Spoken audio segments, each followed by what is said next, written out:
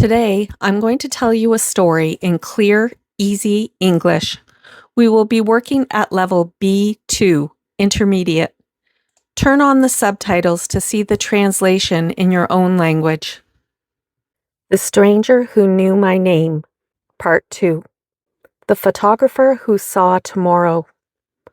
Jessica adjusted the lens on her old film camera, listening to the soft click of the shutter as she tested the light. She preferred film to digital, even in a world full of advanced technology. Film felt alive to her, unpredictable, magical, full of surprises. But even she wasn't prepared for the surprise that would change everything. It began on an ordinary Tuesday morning.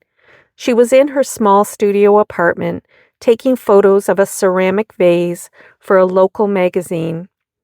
The morning sun poured through the window, creating the perfect shadows. Just another day, she thought. She developed the photos that afternoon in her darkroom. The scent of chemicals filled the air as images slowly appeared on the paper. Jessica leaned in, waiting to see the simple vase she had photographed hours earlier, but what emerged instead made her hand shake. The picture showed a burning building. Smoke curled out from shattered windows, and firefighters surrounded the scene. Jessica stared at it, confused. She had not taken this photo, and the building looked strangely familiar. She developed the next photo, hoping the first was just an error. But the second was worse. A woman was inside the building, partially hidden by smoke. Her figure was blurred, but her silhouette was clear. She was fighting to escape. Jessica's skin prickled with fear. No, this isn't possible, she whispered to herself. She developed the entire role, praying for some explanation.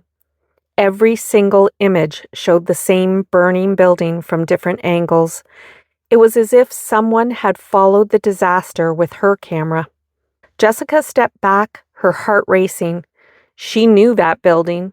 She recognized the pattern of windows, the front entrance, even the small cafe next door. It was the office building across town, the one she passed every day. She grabbed her phone and searched online, expecting news of a fire, but there was nothing. No reports, no smoke in the air, no emergency alerts. The building was perfectly fine. Jessica sat down slowly, staring at the photos spread across her workbench. Her first thought was that her camera must be malfunctioning, but she had never seen a malfunction that produced accurate, detailed scenes like this, especially scenes that hadn't happened yet. I need to show someone, she muttered, pacing the small room. But who could she tell? If she went to the police, they would think she had staged the images. Her friends would assume she was playing a dark joke. She considered throwing the photos away, pretending none of this had happened. But something inside her, a quiet instinct she trusted deeply, wouldn't let her. These photos were important. That night, she couldn't sleep. Each time she closed her eyes, she saw the burning building. She saw the blurred woman trapped inside, coughing in the smoke, and she felt a cold certainty settle inside her. The event was real, and it was coming. The next morning, Jessica went out to clear her mind. She walked her usual route through town, passing shops and cafes she knew well. When she turned onto Maple Street, she froze. The office building stood there, calm, bright, untouched. She crossed the street and stared up at it. It looked exactly like the images in her darkroom. Every detail matched. The windows, the sign, the shape of the roofline. A strange pressure built in her chest. Was she supposed to warn someone? Should she tell the people inside? But how could she explain where the information came from? No one would believe a camera could see the future. She stepped back to take another look. That's when she noticed the mailbox across the street.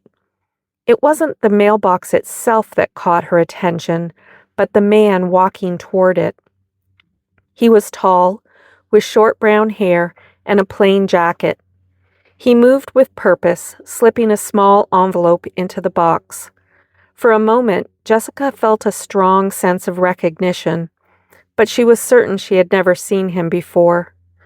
As he walked away, she glanced at the mailbox again.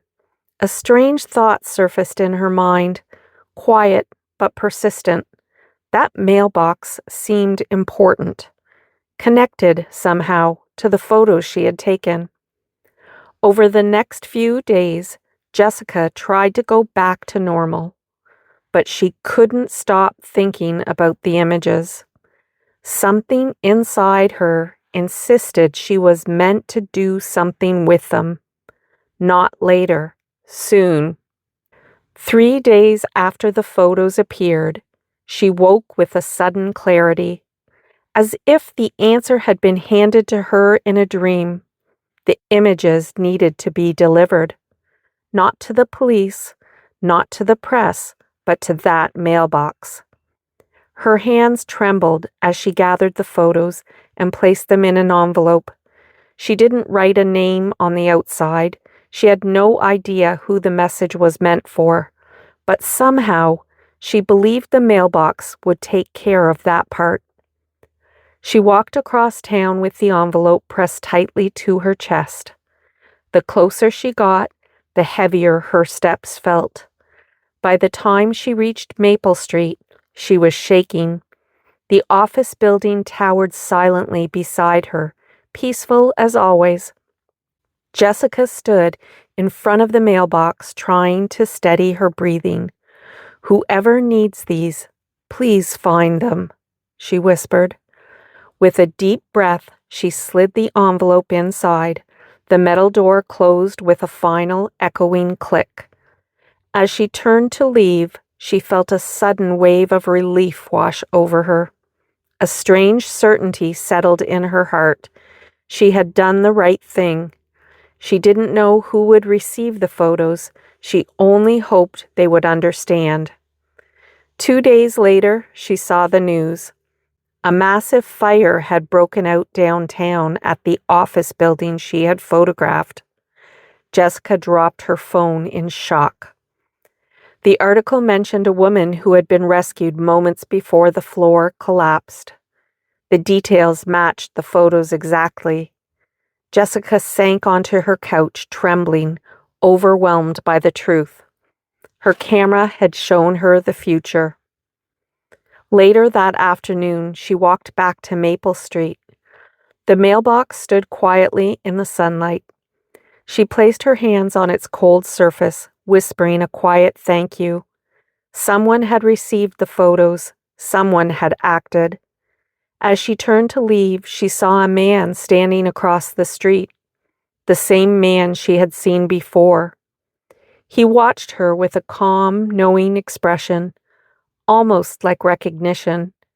Jessica froze, her heart pounding. The man nodded once, quietly, respectfully. Then he walked away without a word. Jessica didn't know his name or his connection to the fire, but she knew one thing: their paths would cross again. I hope you enjoyed this story. Please hit like, subscribe to the channel, and click the notification bell. Until next time, take care and learn something new every day.